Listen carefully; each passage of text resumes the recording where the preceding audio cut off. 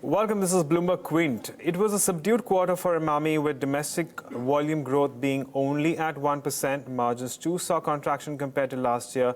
Let's discuss the quarter gone by with Naresh Bhansali, the CEO of Finance and Strategy. Mr. Bhansali, good morning and thanks for taking the time out. Let's talk about the top line first. What is your assessment here?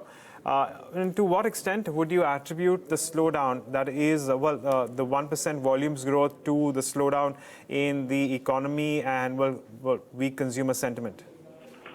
Yeah, definitely it is a substantial impact on the overall volumes because the consumer offtake, which is in this kind of an environment, has been impacted adversely. Mainly the rural growth also. The rural growth, which earlier used to remain quite ahead of the urban, is now almost equal, or in the many places it has come down as well.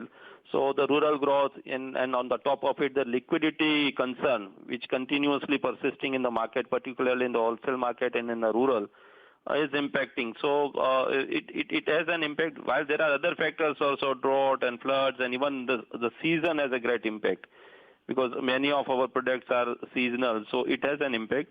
But the good thing is that we have been able to, despite such a challenging scenario, we have been able to maintain improve on the market shares across.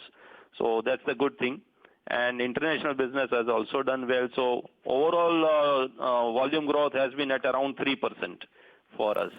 While the domestic at 1%, overall is at 3%, including the international business. Right. Mr. Bhansali, can you tell us how the 35 odd days of the ongoing quarter have been for you? Have you seen a pickup in volume?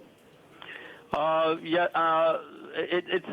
still something to be seen because the festive season had not been that encouraging. And also there had been a lot of holidays there, so the upstick has not come as yet. So there is still the problem continues, and we expect going forward, probably in the fourth quarter, we expect the great impact to flowing. Mr. Bhansali, we move into the winter season now. So what product lines are you readying in order to push them in the markets right now? So for winter, we have purely winter kind of products are Boro Plus, Chyawanprash, and few of the creams. These are purely winter, but there are all season products also, kind of balms and fairness creams and all. So we are pushing on all the products. Okay. And a final question then, Mr. Bhansali, is to do with your margins.